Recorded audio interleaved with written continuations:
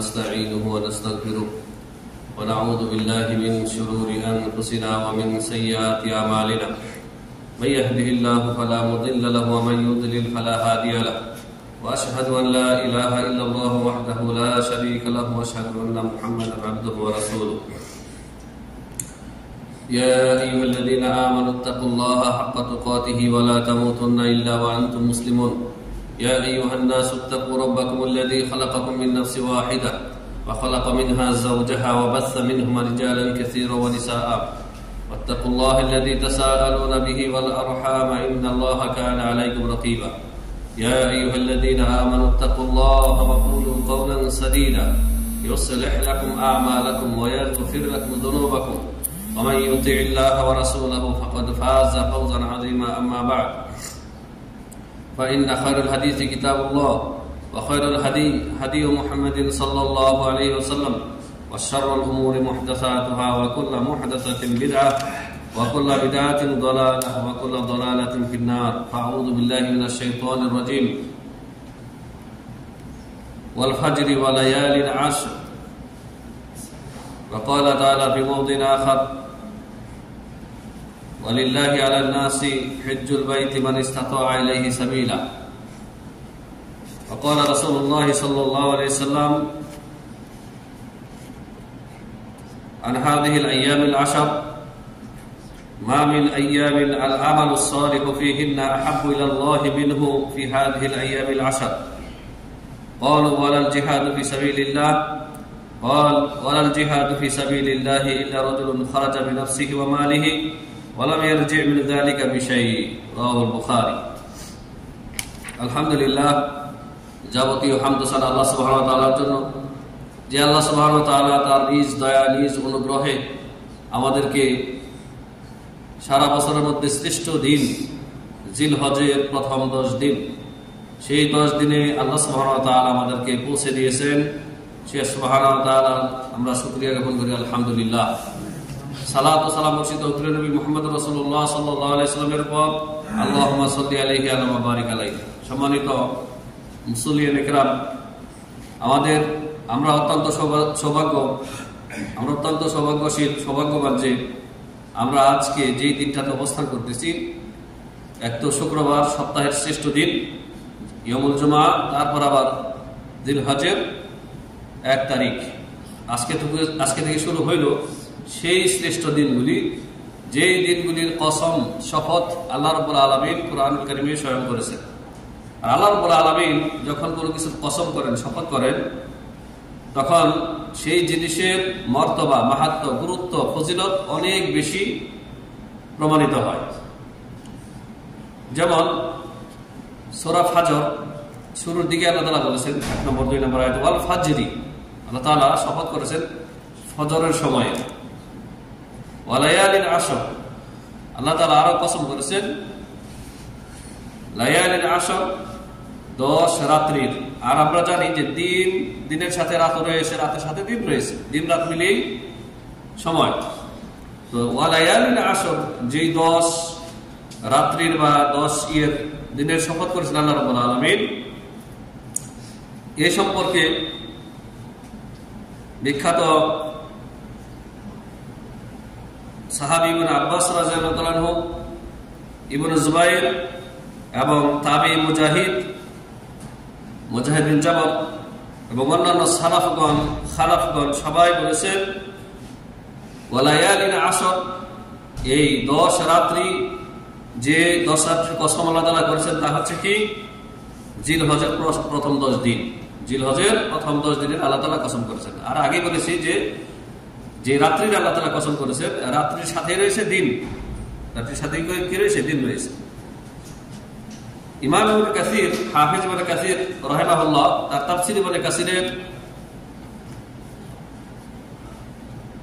8ম খণ্ডের 413 পৃষ্ঠায় বলেন যে এটি সহিহ মত এটাই বিশুদ্ধ যে ওয়ালায়ালিল আশর বলতে আল্লাহ সুবহানাহু ওয়া তাআলা জিলহজের প্রথম 10 দিনকে বুঝিয়েছেন এবং এই 10 দিনের কসম করেছেন কারণ এই 10 দিনের অনেক মর্তবা রয়েছে সম্মানিত হাজিরিন নেকির কাজের উত্তম একটি সময় বা মৌসুম হলো জিলহজের এই প্রথম 10 দিন কারণ মহান আল্লাহ সুবহানাহু ওয়া তাআলা অন্য সমস্ত দিনগুলির উপরে, বছরের যত দিন রয়েছে সবগুলির উপরে এই 10 দিনকে শ্রেষ্ঠত্ব দান করেছেন। কি দান করেছেন? শ্রেষ্ঠত্ব দান করেছেন।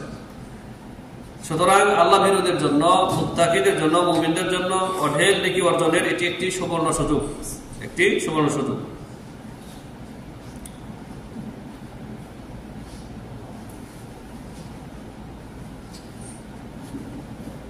এই দিনগুলির শ্রেষ্ঠত্ব সম্পর্কে, ফজিলত সম্পর্কে নবী সাল্লাল্লাহু আলাইহি ওয়াসাল্লামের একটি হাদিস, যা শুরুতেই আমি পাঠ করেছি। আব্দুল্লাহ ইবনে আব্বাস রাদিয়াল্লাহু আনহুমা তিনি বলেন, নবী সাল্লাল্লাহু আলাইহি ওয়াসাল্লাম বলেছেন, মা মিন আইয়ামিল আমালুস সালিহু, মা মিন আইয়ামিন আল আমালুস সালিহু ফীহিন্না আহাব্বু ইলাল্লাহি মিনহু ফী হাযিহিল আইয়ামিল আশর। আল্লাহ সুবহানাহু ওয়া তাআলার কাছে জিলহজের প্রথম 10 দিনের আমল, আল আমালুস সালিহ, নেক আমল, নেক আমল, বহু নেক আমল রয়েছে, সেগুলি বলবো ইনশাআল্লাহ। তো আল্লাহ নবী সাল্লাল্লাহু আলাইহি ওয়াসাল্লাম ইরশাদ করেছেন, জিলহজের প্রথম 10 দিনে যে নেক আমল করা হয়, এই নেক আমল বছরের অন্যান্য দিনের তুলনায় আল্লাহর কাছে অধিক প্রিয়। আহাব্বু ইলাল্লাহ, এর চাইতে অধিক প্রিয় আমল আল্লাহর কাছে আর নেই। তাহলে এই যে জিলহজের আজকে 1 তারিখ, আমরা আজকে মসজিদে উপবেশন করেছি, বসেছি, উপস্থিত হয়েছেন আপনারা। এখন থেকে এই ইস্তিশআর, এই অনুভূতি অন্তরে জাগ্রত রাখতে হবে এবং জেহেনে এটা ধরে রাখতে হবে। এবং এই 10 দিন, আজ থেকে নিয়ে কুরবানির দিন পর্যন্ত, কুরবানির দিন হচ্ছে 10ই জিলহজ, এই 10 দিন পর্যন্ত যত নেক আমল করবেন, হ্যাঁ, সব নেক আমল হচ্ছে আল্লাহর কাছে সর্বশ্রেষ্ঠ, মানে অধিক প্রিয়, অন্যান্য বছরের অন্যান্য দিনের চাইতে অধিক প্রিয়। আহাব্বু ইলাল্লাহ, এর সাথে প্রিয় আমল আর আল্লাহর কাছে অন্য দিনের আমল হয় না। তাহলে এই 10 দিন নাকি তেল দিয়ে ঘুমাবো আমরা নাকি? এই 10 দিন, যে 10 দিনের এত ফজিলত আল্লাহ নবী সাল্লাল্লাহু আলাইহি ওয়াসাল্লাম বর্ণনা করেছেন, এমনকি আমাদেরকে ঘুমাতে হবে না নাকি তেল দিয়ে? ফজরে উঠবো না, ফজর সালাতে ঘুমিয়ে থাকবো, সালাতের ফরজ সালাতের আজান হয়ে গেলে ঘুমিয়ে থাকবো, রুমে বসে টিভি দেখবো, গল্প করবো, এভাবে কি আমরা এই 10 দিন কাটাবো? যদি এরকম যদি হয়, তাহলে মনে করবেন যে আপনি সবচেয়ে বড় কপাল পোড়া, সবচেয়ে বড় কপাল পোড়া, দুর্ভাগা আপনি। এই 10 দিনে, আজকে থেকে নিয়ে শুরু করে ঈদের দিন সহ যত নেক আমল আপনি অন্যান্য দিনে করেছেন, সবচেয়ে বড় নেক আমল হচ্ছে কালেমা তাওহীদ, কালেমায়ে শাহাদা দেওয়ার পরে 5 ওয়াক্ত সালাওয়াত, যা আপনি বিগত দিনেও করেছেন, কিন্তু এই 10 দিন আপনি অধিক দ্রুত আজানের সাথে সাথে আপনি মসজিদে উপস্থিত হবেন। এটা হচ্ছে এই 10 দিনের আমলের দাবি। এই 10 দিন আপনার কাছে শ্রেষ্ঠ, এটা দাবি হচ্ছে আপনি এই 10 দিন যত নেক আমল পূর্বে করেছেন তার চাইতে আরো বেশি দ্রুত গতিতে, সুন্দরভাবে, ইতকানের সাথে আপনি আমলগুলি করবেন। সাহাবায়ে কেরাম বললেন যে এই 10 দিনের আমল আল্লাহর কাছে এত প্রিয়, ওয়ালাল জিহাদু ফি সাবিলিল্লাহ, তাহলে কি আল্লাহর রাস্তায় জিহাদ করার চাইতে উত্তম এই 10 দিনের আমল? নবী সাল্লাল্লাহু আলাইহি ওয়াসাল্লাম বললেন, ওয়ালাল জিহাদু ফি সাবিলিল্লাহ, আল্লাহর রাস্তায় জিহাদ করার চাইতে অধিক প্রিয়। তবে নবী সাল্লাল্লাহু আলাইহি ওয়াসাল্লাম বললেন, ইল্লা রাজুলুন খারাজা বিনাফসিহি ওয়া মালিহি, তবে ওই ব্যক্তির মত না। মুজাহিদের জিহাদের বিভিন্ন প্রকরণ এই হাদিস থেকে স্পষ্ট যে জিহাদ এক প্রকারের না, যে কাফেরদের সাথে অস্ত্র নিয়ে লড়াই করা, এটা একটা জিহাদ, এটাকে বলা হয় কিতাল। হ্যাঁ, এছাড়াও যে আরো জিহাদ রয়েছে, এই হাদিস তা প্রমাণ করে। জিহাদের বিভিন্ন প্রকরণ রয়েছে। আপনি মনের কুপ্রবৃত্তি, নফসের বিরুদ্ধে জিহাদ করবেন, এটা হচ্ছে জিহাদ, এটা বড় জিহাদ, বড় রকমের জিহাদ। যে নফসকে কুমন্ত্রণা থেকে, পাপ থেকে যে ওয়াসওয়াসা দিচ্ছে, ওয়াসওয়াসা থেকে আপনি দূরে রাখবেন। নফস চাচ্ছে খারাপ কাজ করতে, আপনি নফসের বিরুদ্ধে গিয়ে ভালো কাজ করবেন, নেকির কাজ করবেন। নফস বলতেছে এখন ঘুমিয়ে থাক, এখন শুয়ে থাক, আরামের সময়, যখন ঘুম থেকে উঠবি তখন সালাত করে নিবি, সমস্যা নেই। না, নফসকে পরাজিত করে তখনই উঠতে হবে, উঠে ওযু করে মসজিদে চলে আসতে হবে। এটা হচ্ছে নফসের বিরুদ্ধে জিহাদ। নফস বলতেছে এখন রুমে কেউ নাই, তুই একা, সবাই ডিউটিতে। এখন সুবর্ণ সুযোগ, অ্যান্ড্রয়েড ডিভাইস তোর হাতে, মোবাইল তোর হাতে, এখন অশ্লীল ফিল্ম দেখ, অশ্লীলতা দেখ, নেকেড ফিল্ম দেখ, কেউ দেখবে না। রুমের দরজা বন্ধ করে নফসকে এখনই পরাজিত করতে হবে। এখনই উঠে বাইরে চলে যেতে হবে, যেখানে লোকজনের সমাগম আছে ওইখানে যেতে হবে। আর এর চাইতে ভালো কাজ হচ্ছে আপনি দ্রুত মোবাইল ফেলে দিয়ে আপনি ওযু করে 2 রাকাত নামাজে দাঁড়িয়ে যান। শয়তানকে এইভাবে নিরাশ করতে হয়, কারণ ওই যে ওয়াসওয়াসা দিচ্ছে কেউ দেখছে না, কিন্তু একজনকে তো আর ফাঁকি দেওয়া সম্ভব না। আল্লাহ সুবহানাহু ওয়া তাআলা যিনি আলিমুল বিযাতিস সুদূর ইয়ালামু মা তাফআলুন আল্লাহু বাসীরুম বিমা তা'মালুন, তোমরা যা কিছু আমল করো কর্ম করো, আল্লাহ তাআলা বাসীর, সর্বদ্রষ্টা, সব সময় তিনি দেখেন। এই পর্দা, এই দেয়াল, এই বদ্ধ দরজা, এগুলি মানুষের সামনে, এগুলি আল্লাহর সামনে না। তাহলে এটাও একটা জিহাদ, তাই না? তো জিহাদের বিভিন্ন প্রকরণ এখানে বোঝানো হয়েছে। নবী সাল্লাল্লাহু আলাইহি ওয়াসাল্লাম বললেন যে তবে ওই মুজাহিদের মতো না, যেই ব্যক্তি খারাজা বিনাফসিহি ওয়া মালিহি ফালাম ইয়ারজি বিযালিক ফালাম ইয়ারজি মিন যালিকা বিশাইইন, যে ব্যক্তি কাফেরের বিরুদ্ধে নিজের জান মাল নিয়ে বেরিয়ে যায় যুদ্ধ করার জন্য ইসলামের স্বার্থে, আর যুদ্ধে যাওয়ার পরে শহীদ হয়ে গেল, কিছু নিয়ে আর ফিরে আসতে পারলো না, এই মুজাহিদের মতো ফজিলত পাবে না সে। এই মুজাহিদের কোনো তুলনা হয় না। তবে এই মুজাহিদ ছাড়া যুদ্ধে গিয়ে শহীদ হওয়ার যে মর্যাদা, যে ফজিলত, এটি ছাড়া অন্যান্য যত প্রকারের জিহাদ রয়েছে, আল্লাহ রাস্তায় মানুষকে দাওয়াত দেওয়া, এটাও জিহাদ, এটাও জিহাদ। পাপ থেকে বেঁচে থাকা, নফসকে নিয়ন্ত্রণ করা, এটাও জিহাদ। এই যাবতীয় যে অন্যান্য জিহাদ রয়েছে, এই জিহাদ থেকে উত্তম হচ্ছে এই আইয়ামুল আশার, জিলহজের প্রথম 10 দিনের আমল আল্লাহর কাছে অধিক বেশি প্রিয়।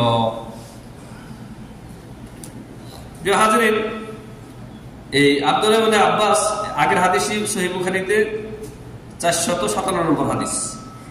আরেকটি হাদিস উল্লেখ করব, এটি রয়েছে সুনানে দারিমিতে, হাদিসটির মান হচ্ছে হাসান সহিহ। ওই একই সাহাবী বর্ণনা করেন ইবনে আব্বাস রাদিয়াল্লাহু আনহু আনি নবী সাল্লাল্লাহু আলাইহি ওয়াসাল্লাম قال, নবী সাল্লাল্লাহু আলাইহি ওয়াসাল্লাম বলেন, মা মিন আমালিন আযকা ইনদাল্লাহি আযজা ওয়া জাল ওয়ালা আ'যামু আজরাম মিন খায়রিন ইয়া'মালুহু ফি আশরিল আদহা কিলা ওয়ালা জিহাদু ফি সাবিলিল্লাহ قال ওয়ালা জিহাদু ফি সাবিলিল্লাহ ইলা আখিরিল হাদিস। নবী সাল্লাল্লাহু আলাইহি ওয়াসাল্লাম ইরশাদ করেছেন যে আল্লাহর কাছে এত অধিক আজকা, অধিক পাক পবিত্র আমল আর প্রতিদানের দিক থেকে, পুরস্কারের দিক থেকে এত অধিক মহান মর্যাদাপূর্ণ আমল আর আল্লাহর কাছে নেই, যেই আমল এই 10 দিনে করা হয়, মানে জিলহজের প্রথম 10 দিনে করা হয়।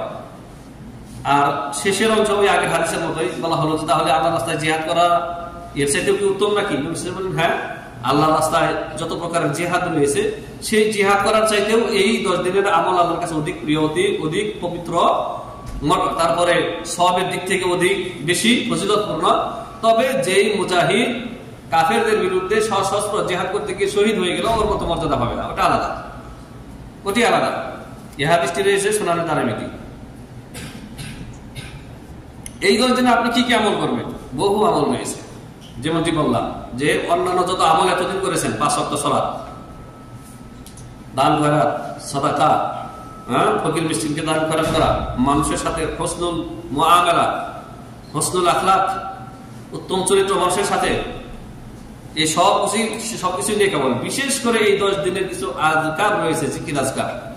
এই সম্পর্কে আব্দুল্লাহ ইবনে ওমর রাদিয়াল্লাহু তাআলা আনহু তিনি বলেন, মা মিন আইয়ামিন, নবী সাল্লাল্লাহু আলাইহি ওয়াসাল্লাম বলেন, তিনি নবী সাল্লাল্লাহু আলাইহি ওয়াসাল্লাম থেকে বর্ণনা করেন, নবী সাল্লাল্লাহু আলাইহি ওয়াসাল্লাম বলেন, মা মিন আইয়ামিন আ'যামু ইনদাল্লাহি ওয়া লা আহাব্বু ইলাইহিল আমালু ফীহিন্না মিন হাযিহিল আইয়ামিল আশার। রাসূল সাল্লাল্লাহু আলাইহি ওয়াসাল্লাম ইরশাদ করেছেন, আল্লাহর নিকট অধিক মর্যাদা এবং ফজিলতপূর্ণ এই দিনের মতো অন্য কোনো দিনের আমল হতে পারে না। আর এই দিনের আমলগুলি আল্লাহ তাআলার কাছে এত অধিক প্রিয় যে অন্য দিনের আমল এত বেশি প্রিয় না। তখন নবী সাল্লাল্লাহু আলাইহি ওয়াসাল্লাম বলেন, ফাআকসিরু ফীহিন্না আত-তাহলিলা ওয়াত-তাকবীরা ওয়াত-তাহমিদা।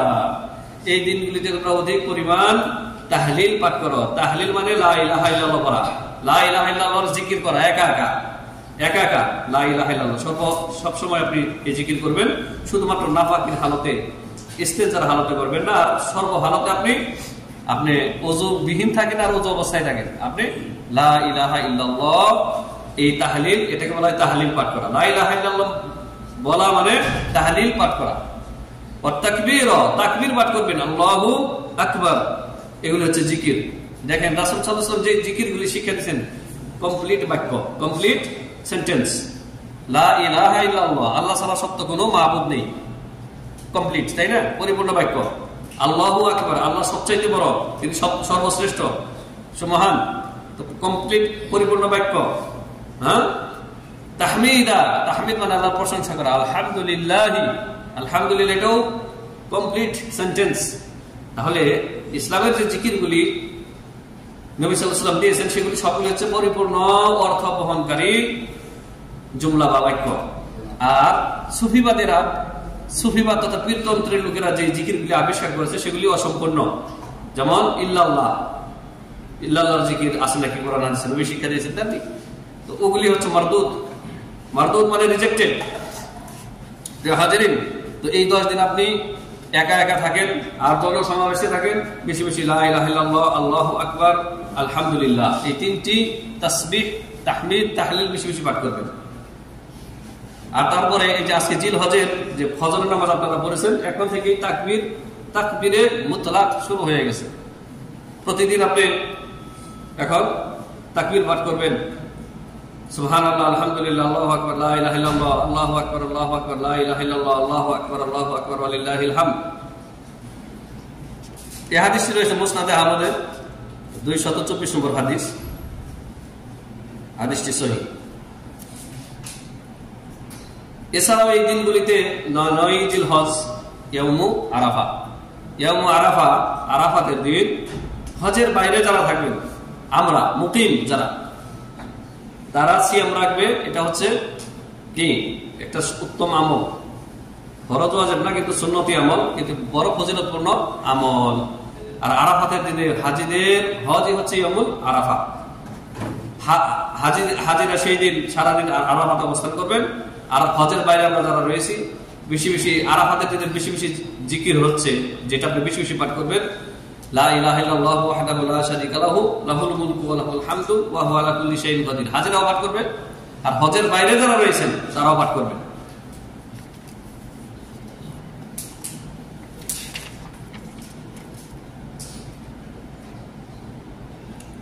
আরাফার দিবসে আল্লাহ সুবহানাহু ওয়া তাআলা অধিক সংখ্যক বান্দাকে গুনাহ খাতা থেকে পাক পবিত্র করে জাহান্নাম থেকে মুক্ত করেন, জাহান্নামের আগুন থেকে মুক্ত করেন। এই মর্মে সহিহ মুসলিম শরীফ হাদিস হয়েছে, উম্মাহাতুল মুমিনিন আয়েশা রাদিয়াল্লাহু আনহা তিনি বলেন, ক্বালা নবী সাল্লাল্লাহু আলাইহি সাল্লাম, মা মিন ইয়াউমিন আকসারু মিন আইয়ুতিকাল্লাহু ফীহি আবদান মিনান নার মিন ইয়াউমি আরাফা ওয়া ইন্নাহু লা ইয়াদনু সুম্মা ইউবাহি বিহুমুল মালায়েকাতু ফায়াকুল মা আরাদা হাউলাই।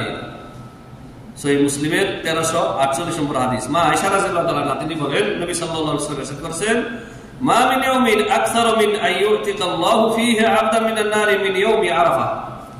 আরাফাতের দিনে আল্লাহ রাব্বুল আলামিন যত সংখ্যক তার বান্দাদেরকে জাহান্নাম থেকে মুক্ত করে জান্নাতের অন্তর্ভুক্ত করেন, জান্নাতীদের, এর চাইতে অধিক পরিমাণ বান্দাদেরকে অন্য দিনে আল্লাহ জাহান্নাম থেকে মুক্ত করেন না। যত বেশি মুক্ত করেন জাহান্নাম থেকে এই দিনে, ইয়াউমে আরাফা, আরাফাতের দিন আল্লাহ রাব্বুল আলামিন, হজের দিন, জিল হজের 9 তারিখ, এই দিনে আল্লাহ রাব্বুল আলামিন অধিক সংখ্যক বান্দাকে, বেশি পরিমাণ বান্দাকে কি করেন? জাহান্নাম থেকে মুক্ত ঘোষণা করে দেন, মুক্তি করে দেন। মানে জাহান্নামের হকদার তারা ছিল, কিন্তু আল্লাহ তাআলা তাদেরকে ইউতিকাল্লাহ, আল্লাহ মুক্ত করে দেন। আর কি? ওয়া ইন্নাহু লা ইয়াদনু, আল্লাহ তাআলা বান্দাদের অধিক নিকটবর্তী হন। কিভাবে? কামা ইয়ালিকু বিজালালিহি, আল্লাহর জন্য যেমন শোভনীয়, ইয়ালিক যেমন লায়েক, অমনি ভাবে আল্লাহ রাব্বুল আলামিন বান্দাদের নিকটবর্তী হন। লা ইয়াদনু সুম্মা ইউবাহি বিহুমুল মালায়েকাতা, তারপরে ফেরেশতাদের সামনে, মালায়েকাদের সামনে, এই আরাফাতের ময়দানে যারা রয়েছে হাজীগণ, এদের কিনা আল্লাহ রাব্বুল আলামিন ইউবাহি, গর্ববোধ করেন। কারণ কি মনে আছে? আদম সৃষ্টির সময় ফেরেশতারা বলেছিল, কি বলেছিল? আল্লাহ তাআলা লম্বা কিচ্ছা উল্লেখ করেছেন পুরো 1 পৃষ্ঠাব্যাপী সূরা বাকারার শুরুর দিকে। ওয়া ইয ক্বালা রাব্বুকা লিল মালায়েকাতি ইন্নী খালিকুন ওয়া ইয ক্বালা রাব্বুকা লিল মালায়েকাতি ইন্নী জাইলুল মালায়েকাতা ক্বালু আতাজআলু ফীহা মান ইউফসিদু ফীহা ওয়া ইয়াসফিকুদ দিমা ওয়া নাহনু নুসাব্বিহু বিহামদিকা ওয়া নুকদ্দিসু লাক ক্বালা ইন্নী আ'লামু মা লা তা'লামুন। যখন আদমকে সৃষ্টি করেননি তখন আল্লাহ তাআলা বললেন ফেরেশতাদেরকে, ফেরেশতারা আমি জমিনে আমি প্রতিনিধি সৃষ্টি করতে যাচ্ছি, খলিফা। মানে যারা খলিফা মানে কি? তার মানে আদম সৃষ্টির আগেও পৃথিবীতে অন্যান্য মাখলুক ছিল, জিনেরা ছিল। কারা ছিল? জিনেরা। কিন্তু জিন জাতি অত্যন্ত দুষ্ট প্রকৃতির, তারা বেশি ফিতনা ফাসাদ করেছিল। তাদেরকে কয়েকবার এই জমিন থেকে হত্যা করে তাদেরকে ধ্বংস করে জমিন পরিষ্কার করা হয়েছে। আল্লাহ তাআলা বললেন যে আমি আদম সৃষ্টি করব। ফেরেশতারা বলেছিল যে আপনি কি এমন জাতিকে সৃষ্টি করবেন? ওরা তো জিনের মতো খারাপ হবে। হ্যাঁ, ওয়াসফিকুদ দিমা, জমিনে মারামারি করবে, কতল করবে, একেবারে রক্ত বন্যা বইয়ে দেবে। আমরাই তো আছি, নাহনু নুসাব্বিহু লাকা ওয়া নুকদ্দিসু লাকা, আমরা আপনার প্রশংসা করতেছি, হে আল্লাহ, আপনার তাহমিদ পাঠ করতেছি, আপনার তাসবিহ পাঠ করতেছি। তো এগুলিকে আবার সৃষ্টি করবেন, এরা তো জমিনে ফাসাদ সৃষ্টি করবে। আদম সন্তান বলেছিল না? তো এই যে আরাফাতের দিন হাজিরা দুটি ইহরামের সাদা কাপড়ে মুতাযাল্লিলিন মুতাখাশশিইন, একেবারে বিনয়ী ভাব নিয়ে আল্লাহর কাছে ভগ্ন হৃদয়ে,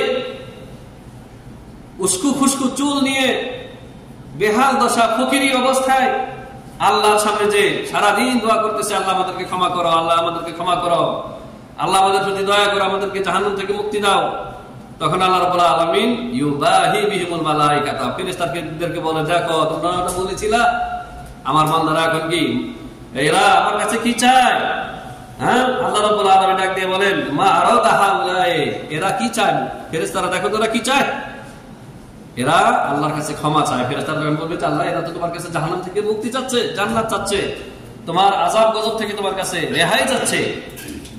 তো আদম সৃষ্টিতে এই পৃথিবীতে আল্লাহর ইবাদত হচ্ছে, আরাফাতের ময়দান আবাদ হচ্ছে, এটা আল্লাহ রাব্বুল আলামিন ফেরেশতাদেরকে নিয়ে গর্ব করেন এবং আরাফাতবাসীদের অনেক নিকটবর্তী আল্লাহ হয়ে যান। অধিক সংখ্যক বান্দাদেরকে আল্লাহ রাব্বুল আলামিন জাহান্নাম থেকে মুক্তি দান করেন। প্রিয় হাজিরিন, এই ছিল আমাদের আরাফাতের কি বলে আপনার আইয়ামুল আশর, জিলহজের প্রথম 10 দিনের ফজিলত সংক্রান্ত কিছু কথাবার্তা কোরআন এবং হাদিসের আলোকে। এখন সংক্ষেপে, অতি সংক্ষেপে হজের কিছু নিয়মাবলী বলে দেব, কারণ অনেকের আত্মীয় স্বজন হজে আসছেন, তারা যাতে অতি শর্টকাটে কিছু দিক নির্দেশনা পায়, এই জন্য হজের কিছু কথা মানে কার্যাবলী সংক্ষেপে উল্লেখ করব। মনে রাখতে হবে হজের রুকন হচ্ছে 4টি।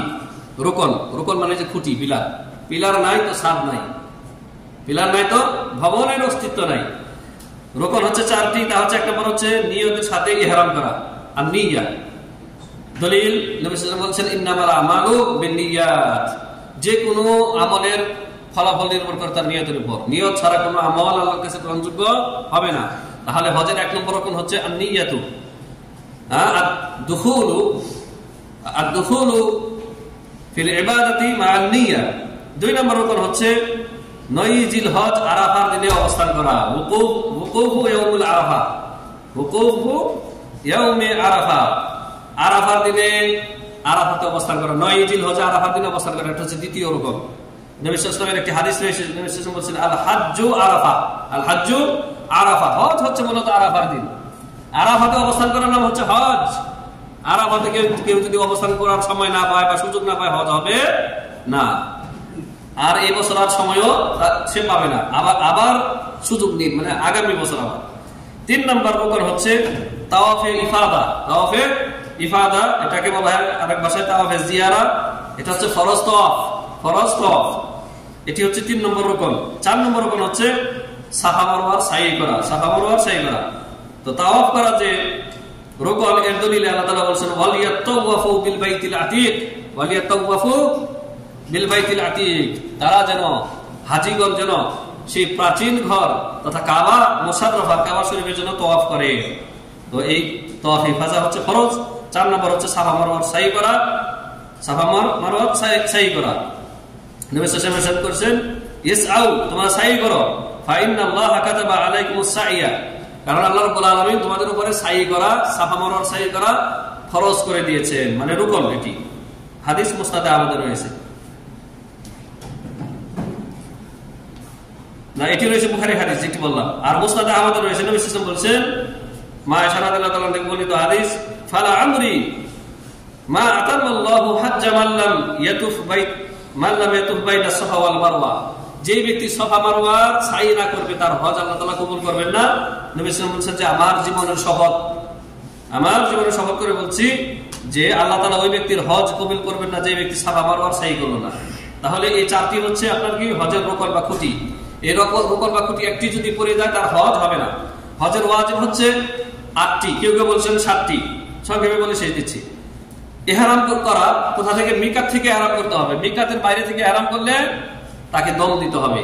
দম যে কোনো ওয়াজিবের যে কোনো একটি যদি ছুটে যায় কোনো কারণে একটি করে দাম দিতে হবে। দম মানে কুরবানি, একটি করে নুসুক জবাই করে সেটা আপনি খেতে পারবেন না, মক্কার ফকির গরিব মিসকিনদের মধ্যে বন্টন করে দিতে হবে। ঠিক আছে, এটা হচ্ছে দাম। মিকাত থেকে ইহরাম করা 1 নম্বর ওয়াজিব। 2 নম্বর ওয়াজিব হচ্ছে সূর্য অস্ত পর্যন্ত, সূর্য ডুবে যাওয়া পর্যন্ত আরাফাতে অবস্থান করা। কেউ যদি সূর্য ডুবার আগে আরাফাত থেকে বেরিয়ে যায় তার একটা ওয়াজিব ছুটে গেল, তার একটা জরিমানা দিতে হবে, দম দিতে হবে।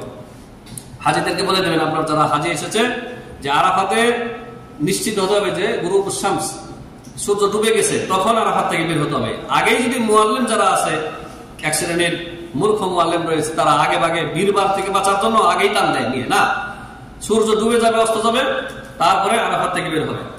3 নম্বর ওয়াজিব হচ্ছে মুজদালিফায় রাত্রি যাপন করা।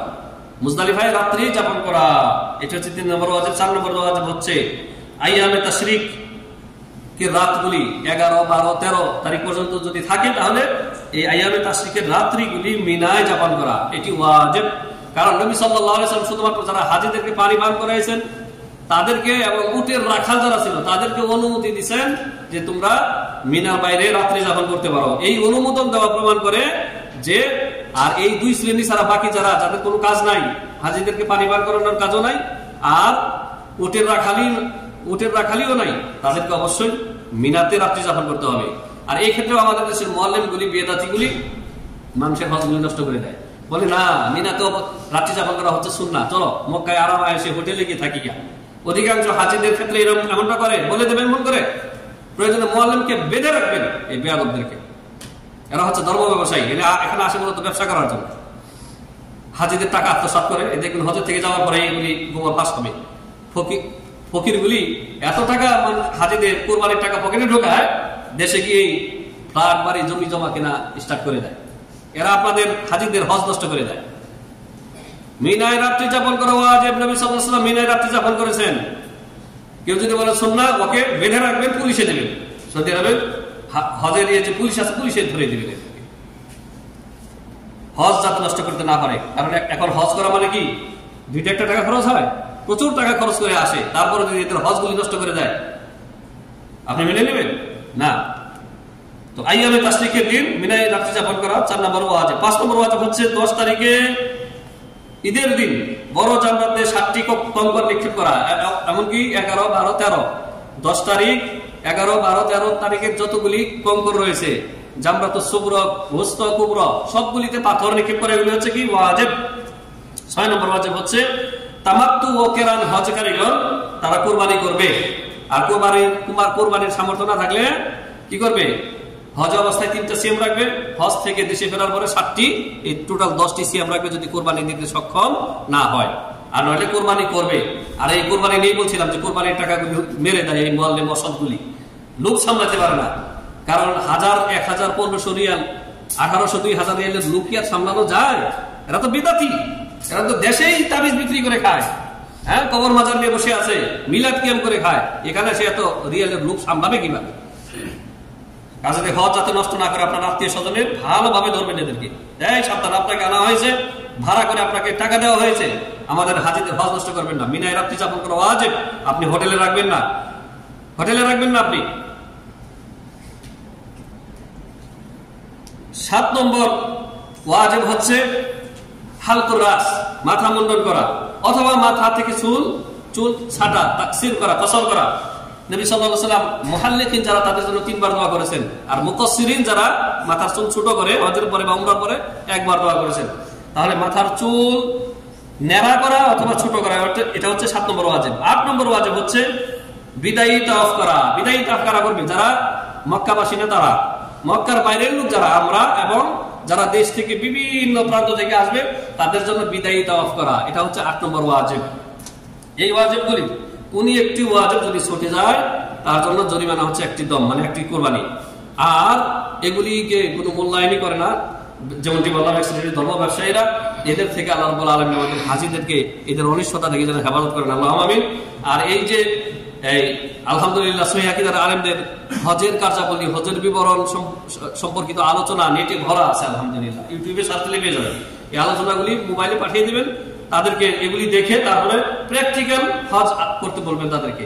কানার মতো, অন্ধের মতো, যে 100 জন অন্ধকে একজন চোখওয়ালা টেনে নিয়ে যাচ্ছে, এরকম ভাবে যেন হজ করতে না হয়। আল্লাহ রাব্বুল আলামিন আমাদেরকে এই আইয়ামুল আশর, জিল হজের প্রথম 10 দিনে আল্লাহ সুবহানাহু ওয়া তাআলাকে বেশি বেশি অধিক মাত্রায় আল্লাহর তাসবিহ, তাহলিল, তাহমিদ, তাকবীর পাঠ করার তৌফিক দান করেন, আল্লাহুম্মা আমিন।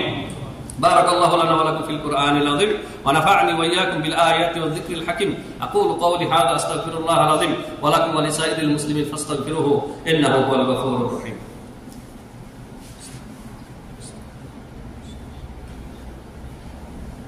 আলহামদুলিল্লাহ ওয়াহদাহু ওয়াসসালাতু ওয়াসসালামু আলা মান লা নাবিয়্যা বা'দা ওয়া আলা আলিহি ওয়া সাহবিহি আজমাইন। প্রিয় হাজিরিন, তো আইয়ামুল আশর, জিলহজের প্রথম 10 দিনের ফজিলত এবং আমল সম্পর্কিত সংক্ষিপ্ত যে বয়ান আমরা করলাম এই খুতবায়, এগুলি আমাদেরকে অন্তর থেকে কবুল করে তার প্রতি আমল করার আল্লাহ রাব্বুল আলামিন তৌফিক দান করেন। আর এমন আমল এই 10 দিনে আল্লাহ তাআলা আমাদেরকে করার তৌফিক দান করেন, আল্লাহ সন্তুষ্টিমূলক আমল, যে আমলে আল্লাহ তাআলা খুশি হন। আর জাহান্নাম থেকে হাজীদেরকেও যেন মুক্ত করেন, আমাদেরকে যেন আল্লাহ তাআলা মুক্ত করেন, আল্লাহুম্মা আমিন। যারা হজে আসতেছেন তাদের দৈহিক শ্রম দিয়ে, শারীরিক শ্রম দিয়ে, অর্থ খরচ করে, টাকা পয়সা খরচ করে, দিনার দিরহাম রুপিয়া খরচ করে তাদের হজগুলি যেন আল্লাহ রাব্বুল আলামিন কবুল করেন। এখান থেকে সবাই আমরা দোয়া করব। আমরা তাদের জন্য দোয়া করলে ফেরেশতারা আমাদের জন্য দোয়া করবেন। আর আমার দোয়া, আপনার দোয়া যদি তার জন্য কবুল নাও হয়, কারণ আমি আপনি পাপী, গুনাহগার, কিন্তু ফেরেশতা তো আর গুনাহগার না। ফেরেশতা যে আপনার জন্য দোয়া করবে সেটা অবশ্যই কবুল হবে ইনশাআল্লাহ।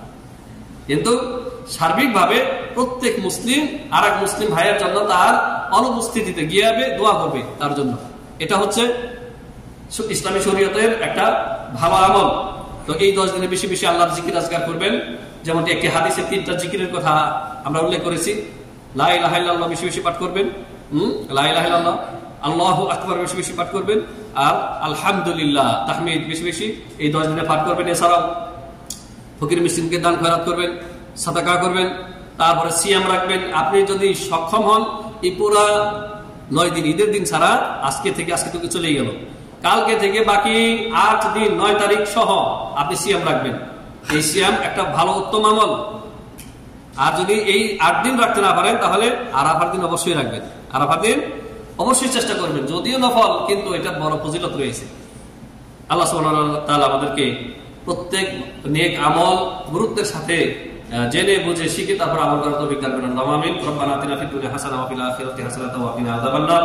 রব্বানা লা তুযিগ কুলুবানা বা'দা ইয হাদাইতানা ওয়া হাব লানা মিন লাদুনকা রাহমাহ ইন্নাকা আনতাল ওয়াহ্হাব আল্লাহুম্মা আ'iজ্জাল ইসলাম ওয়াল মুসলিমিন, আল্লাহুম্মা আ'iজ্জাল ইসলাম ওয়াল মুসলিমিন ওয়া আযিল্লা শিরকা ওয়াল মুশরিকিন ওয়া দাম্মির আ'দাআকা আ'দা'আদ-দ্বীন মিনাল ইয়াহুদি ওয়ান নাসারা ওয়াল মুলহিদিন ইয়া রাব্বাল আলামিন।